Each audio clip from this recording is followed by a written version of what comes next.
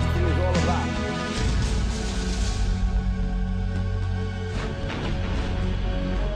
If anyone's familiar with that neighborhood, it was just very horrific, very tough, very gruesome kind of place, you know, kill to be killed. And a lot of my friends at that time, right now, a lot of my friends are dead that I grew up with. They're not around anymore. Else they're in jail for the rest of their life. Else they're really strung out on dope somewhere in Brooklyn. I got arrested one day, and eventually they sent me upstate. I went to Tryon Detention for Boys, upstate New York. I met a gentleman by the name of Bobby Stewart. His name was Irish Bobby Stewart that he fought under. I would see guys on Saturdays or Fridays who would go and box with him. And once he started teaching me how to box, he realized I was getting close to getting parole to go back to Brooklyn. He said, I don't want you to go back to Brooklyn because you'll get in trouble and get killed to go to jail. I want you to go to this man. This guy could take you to the next level. And at that time, I was probably 1980, I met Customato. Oh, he said hello to me. Come here. He really said hello to me.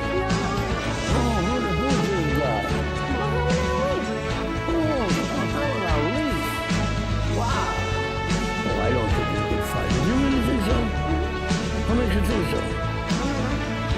Well, you must have some reason to think that. I didn't trust him because I didn't trust anybody. Bobby Stewart at that particular time. But he said, just trust this man. Trust this man. And it was like he was transferring me over to another person, and I didn't trust anybody but him. I don't trust anybody in general. I don't like people to know me at all. And I just recently trust him because the same much I trust him, I guess he trusts me. And he trusts me a lot. So, and no one really knows Mike Tyson. Nobody's really friendly with Mike Tyson. Why? Except Customato. And I started believing in this old man.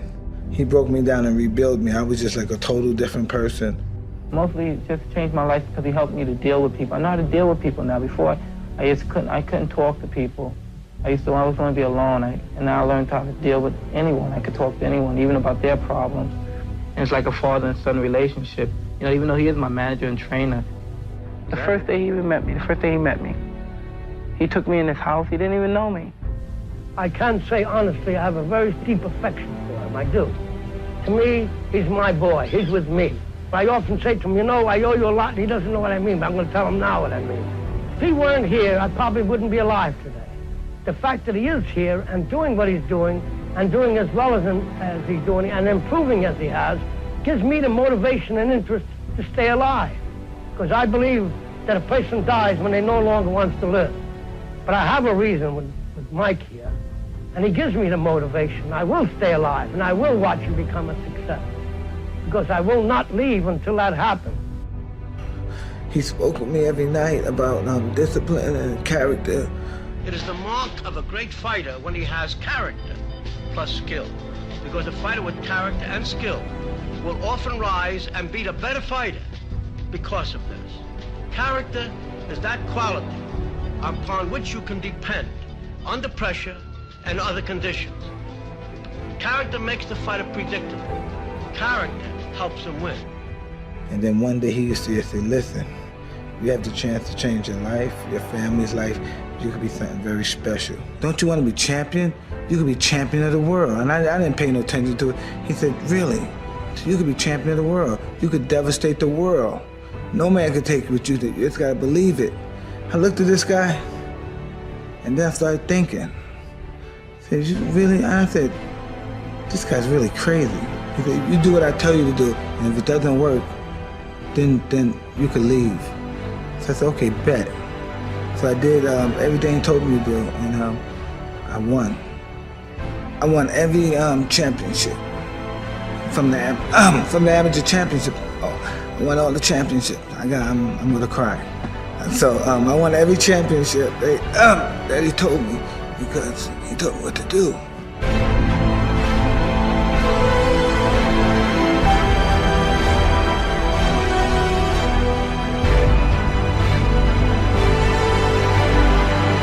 When I was 14, Coach used to tell me about all this. We would talk about the old fighters or something, and then we go through another hour, we talk about girls. It was just like my big brother of my father, talking about my father.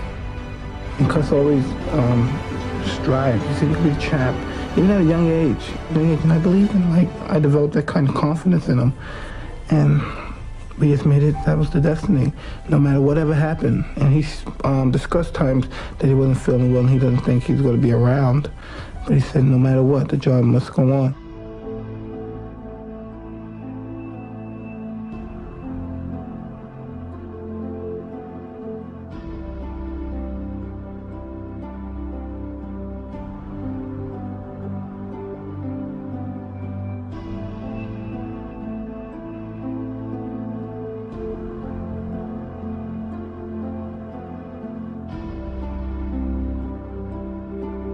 I did miss him a lot, but even besides, before when Cus was around, I was always that way. I used to always keep things to myself.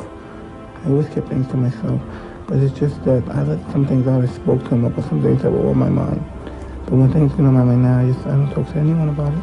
If Cus was around, he would tell me things, and he would explain this is what I would do, and so I would tell him, yes, but just don't worry about it, Cus, everything's gonna be all right. And he knew not to worry about it. Coward and a hero, they're the same. I mean, they feel the same. It's what they do that makes them different. In other words, the hero feels just as frightened as the coward. But it's what he does that makes him different.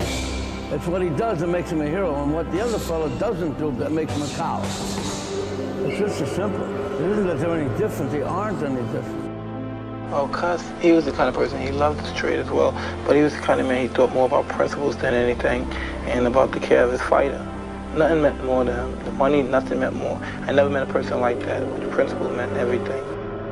And I feel I was blessed to even know him, you know what I mean?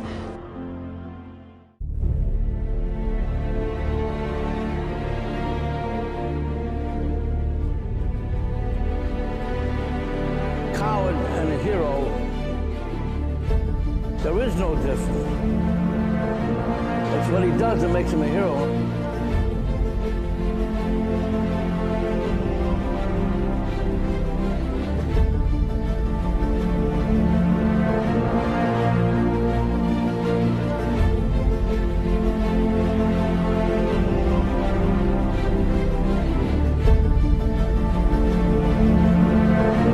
I can't see him lose.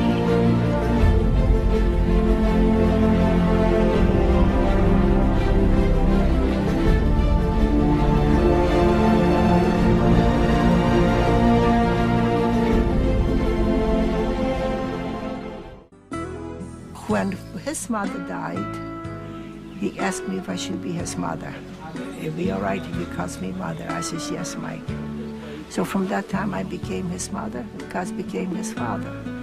That his first wife in Albany he did not call. And he stayed out, went out with in a group of the people over the night. He came about 8 o'clock in the morning. He knocked at my door, asked me if he could come over to see me. He came and he just sat there. I said, how did you make out? He says, I made good. He said, I was looking for somebody that wasn't there. And the tears were just rolling down his face. So he said, Cus was not there. That he could not tell me. He said, everybody tells me I do good. He says, but nobody tells me if I do bad. He says, it doesn't matter how good I would do, I would have done. Cus would always find something that I did wrong.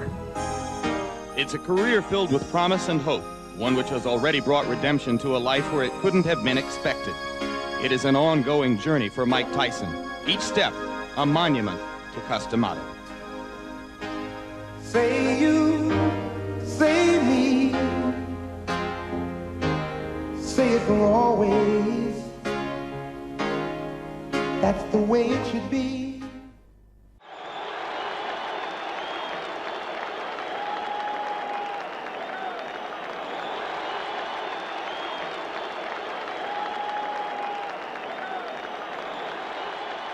A boy comes to me with a spark of interest.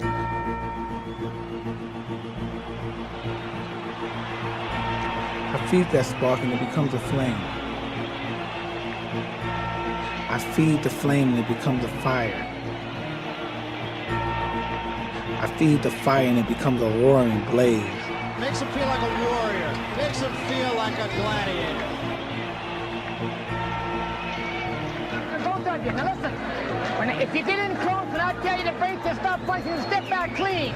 Any questions from the challenger or chief second? Any questions from the champion or chief second? All right, let's get it on. Come on. All right, and with the words of Mills Lane, we're ready. I don't know about you folks, but here at the Hilton Hotel, there is electricity in the crowd. I've got goosebumps. On the line, the WBC Heavyweight Championship of the world. Mike Tyson has trained his whole life for this. His whole life has been for this night. But Trevor wants to prove that he's one of the great champions. Let's see how long his reign lasts. Tyson goes to work right away, and he gets Trevor in trouble, and he's down. He'll have to take the standing 8 count as he steps right off the count to 4 and 5 and 6. Look at this combination, and Berbick ready to go, but he stays on his feet. Another right hand clips it. He can't take shots like this very long. Wow, the right hand is Mike. Mike throwing caution to the wind. Again, he's won. Here comes Tyson again. He knows he can hurt him anytime. Left hook, catches him without a foot. Trevor's ready to go again. Tyson knows that he can score at will now. He's in total command in this fight right now. We're only in round 2, and the heavyweight champ already reeling is Trevor Berbick. It's just a matter of time before Mike gets the clean shot. Then he goes to the body downstairs, catches him with the right hand upstairs. 20 years old, Mike Tyson on his way to becoming one of the youngest heavyweight champions of all time. Bangs the body. Wow, that uppercut is Tyson. Catches him with the right left hook, and he goes down. He goes down. He should be able to get up from this. His legs may be shut. They are. As Trevor Berbick falls back in the rope, I don't know if he's going to be able to continue. He's got the heart, but his body won't let him do what his mind wants to. And he's counted out. It'll be scored as a knockout. Mills Lane counted him out to 10. It's all over. We've got a brand new heavyweight champion of the world, Mike Tyson.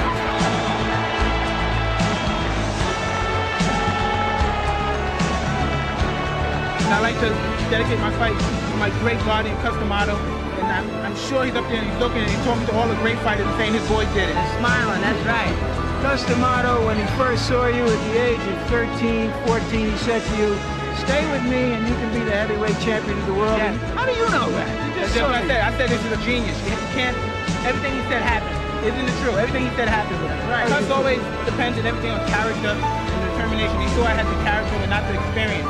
But he saw that I was good enough to fight more experienced fighters.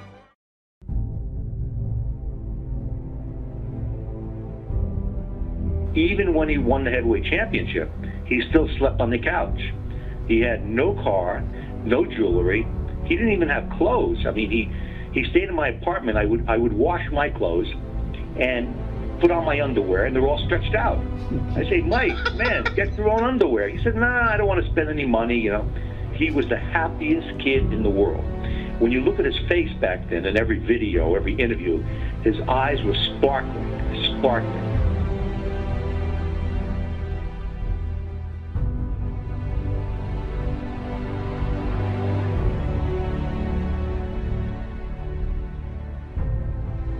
But what really was more important to everyone around him, Cus, Kate, Jacobs, me, was what Mike did out of the ring. Because that really was something that was very important to Cus, to see how Mike handled himself out of the ring and what he accomplished out of the ring. And actually, what he accomplished out of the ring was more important than what he did in the ring. She said she was pregnant. They got married. Before they got married, she was terrific. She was kind, she was warm, she was considerate. But once they got married, she announced, I'm Mrs. Mike Tyson, and I'm taking over. I'm Mrs. Tyson. Everything goes through me. And they start spending his money. I am Mrs. Mike Tyson, and I'm taking over. I demand this, and I demand this. I said, wait a minute. I knew we were in trouble. I knew Mike was in trouble. I said, this is going to be bad. This is bad. This is bad. In training, Tyson looked great as he prepared for another title defense. But outside of the gym, things were getting badly out of control. Robin Gibbons' mother, Ruth Roper, was painted in newspaper stories as the architect of a scheme to grab Tyson's millions. And that was scary. You know, I knew that Jim and Bill could handle it. I knew that I could handle it, but I was more concerned about Mike because I knew he wanted a family. I knew he thought he wanted to settle down. I felt that it would be make him more of a, give him more confidence. It would give him more stability. It'd make him a better person, make him a better fighter. But Robin's choice, Robin's focus was not that. Her focus was to get Mike's money. Allegations that Givens and her mother were trying to eliminate the people who'd brought Tyson to greatness. With a vicious behind-the-scenes battle for control, only in the ring did Tyson seem safe. But that too would change. She was a sociopath.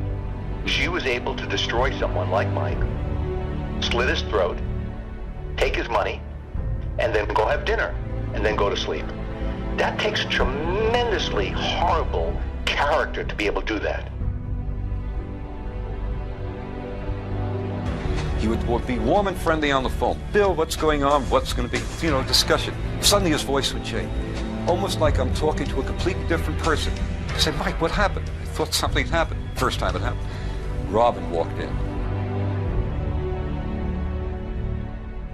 I forgot what it was like for a young guy to think he was in love, to be in love, to think you're in love, and lose the woman of your dreams, to lose this woman. For whatever reason, Mike was distraught. He was really sad. He didn't show it, he's a professional, but I should have realized he was that sad, that emotionally distraught. He was not a hero anymore. Then he was a very unhappy young guy.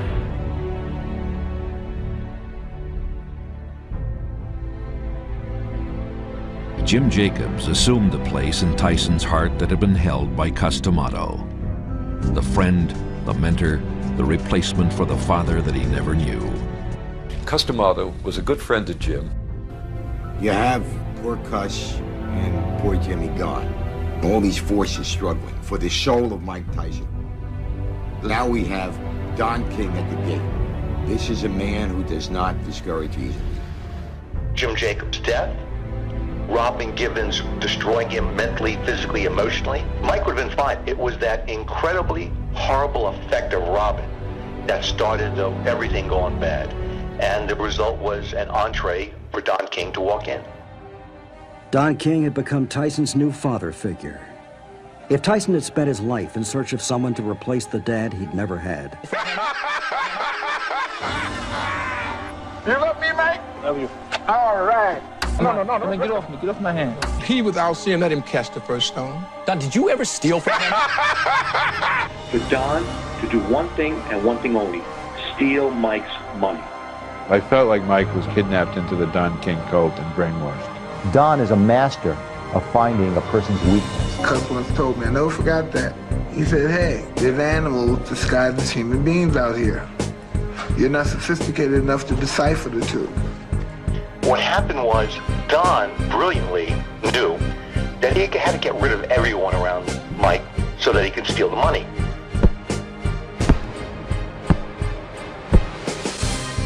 Kevin Rooney was a wonderful trainer for him. Kevin Rooney loved him, but Don King made him fire Kevin Rooney. And I think the day Tyson fired Kevin Rooney, there was a cap put on Mike Tyson's development as a fighter. He'd no longer slip punches. He came right in straight. He didn't bob and weave. He didn't punch in combinations. He was no longer the same fighter he was when he was being taught by Kevin Rooney. But under Don King, not only did his character and morals decline and erode, his boxing technique. With Kevin, the physical was always very good, but more important, Mike was very strong mentally and emotionally. That gave him tremendous strength emotionally and kept him relaxed, kept him happy. Once Mike was taken over by Don, physically he was fine, no problem. But mentally and emotionally, he was in a hellhole.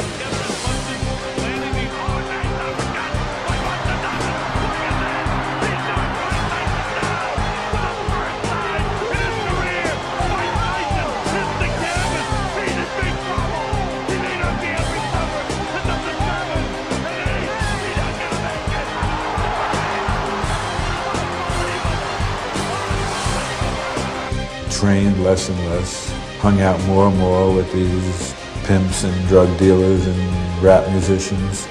And there was no one in his life to reinforce the positive values, and no one in his life who loved him enough to say, no, you can't do that. Tyson was never meant to be a great champion. He didn't have the character.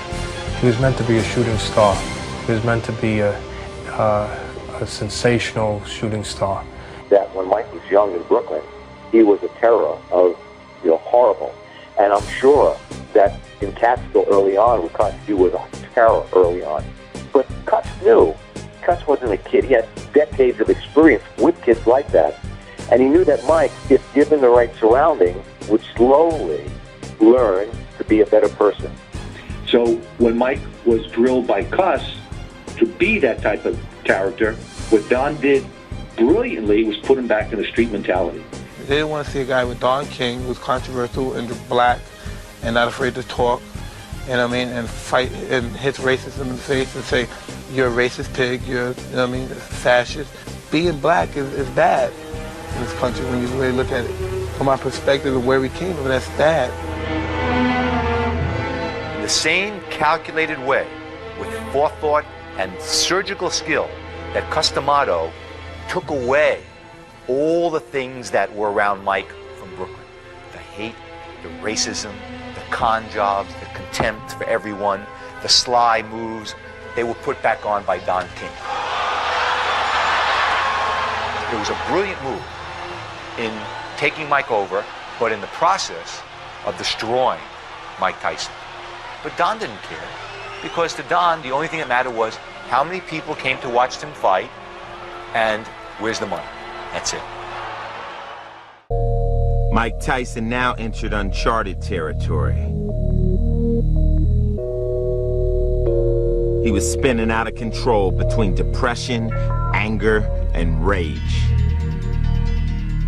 How about the 19 months off? What about it? What about it? Does it pose any problem to you? We'll see. I doubt it seriously. You take into the ring a lot of rage. You know, who cares? We're in a fight anyway. What does it matter?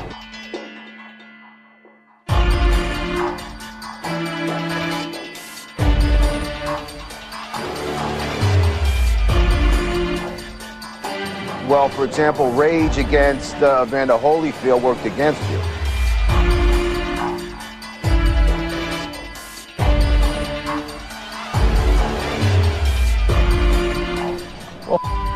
It's a fight, so whatever happens, happens.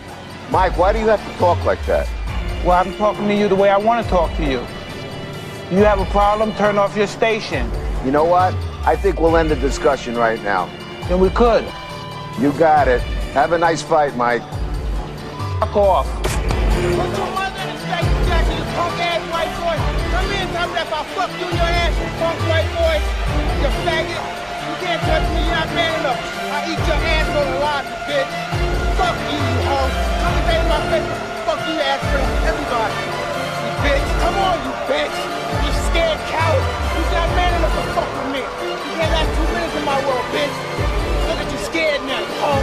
Scared of a little white pussy. Scared of a real man. I'll fuck with you, love me, faggot. Know Mike Tyson, you got to understand him. And the people that I knew that knew Mike Tyson understood that wasn't Mike. That was not Mike. This is beyond a freak show. I'm looking at the dark side of the moon. I don't know what I'm seeing here. That was Mike Tyson, just devolving and devolving. He was very, very insecure. So insecure, he would not look you in the face, look you in the eye and talk to you. Mike's career is a graphic reflection of who he was and what he wanted. He wanted to self-destruct.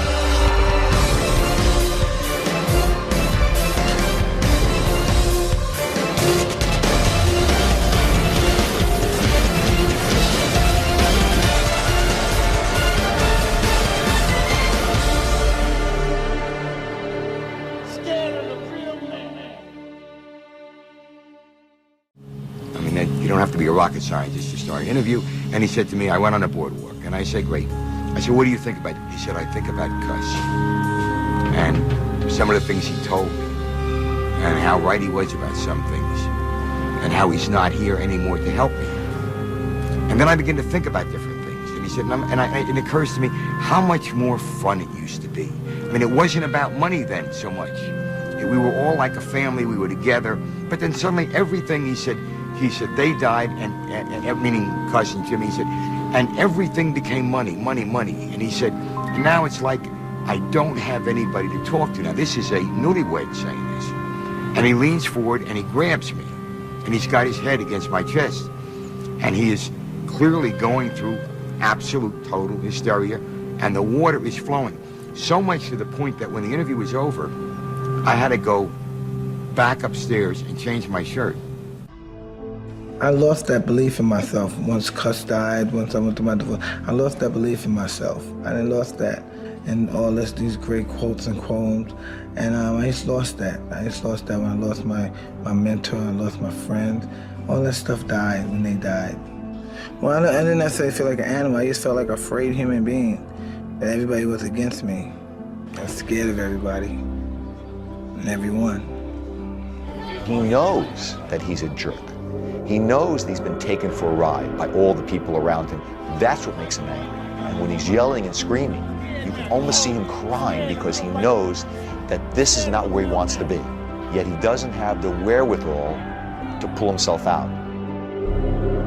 How many times does one individual have to be asked, are you sorry for what you did? This, you know what I mean, man? Mike, just, you relax. You know, Mike, you relax. Ruined my life. Internally. Ruined my life. And, do you think I want to do it again? Destruction of a young man's dream. That's all. And my philosophy was like people basically because really, you know what I mean? They're always trying to Everyone? No, you know, you run into, you have these different occasions where you run into nice people, you know what I mean? But, you know, you've been to experience, you know, they really, they don't have no emotion towards human feelings. You know? I grew up with Cuss, you know, and we never had a value for money, you know what I mean? Cuss' main objective, you know what I mean? He said, just because said money's a force of security, you know what I mean? Don't put a whole bunch of trust in it, you know what I mean? It helps you get out of a lot of problems, but you know what I mean? Don't rely on it, you know what I mean? You know what I mean? Have a great deal of independence, you know what I mean? The main objective is to be your own man, to be independent. And you know what I mean? Once you have a family and you have a wife, there's no longer you. Your family comes first. Your career doesn't come before your family. Your family comes first. You know what I mean? The Tyson story is more to, in my opinion anyway, the Customato story. Well, I had a great teacher in Customato who smoothed the rough edges out and everything. And besides the point, I always had good character. And it's just the way I am. That I had love from Cuss and Camille, and I was just happy, you know what I mean? I never thought about making a lot of money, having money and everything. I was just happy. Just plain old fun made me happy. Most people remember the bad Mike Tyson, the period of 1989. But back then in 84, 85, 86, 87, Mike was huge and hugely popular because of the people around him. Customato, Caton, Jacobs, the friends Mike had in New York. The people around him had tremendous character, very high, solid character. Team Tyson was the perfect team for boxing.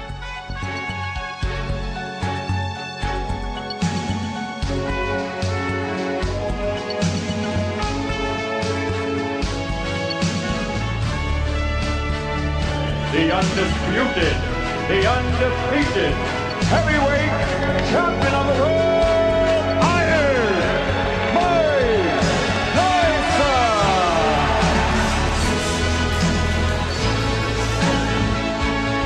I feel I was blessed to even know him. I became totally loyal to him.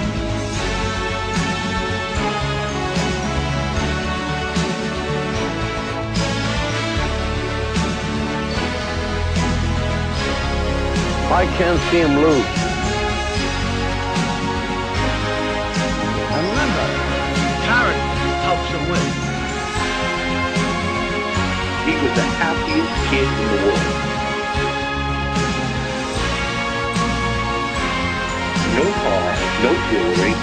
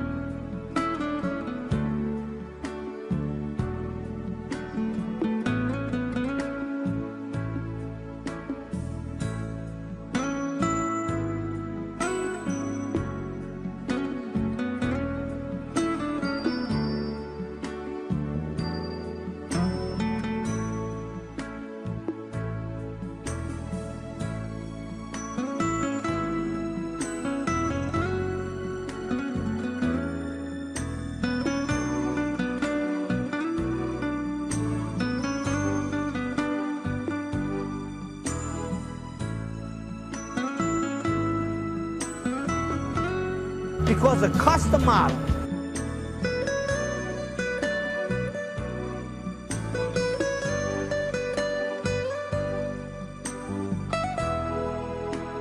His eyes were sparkling.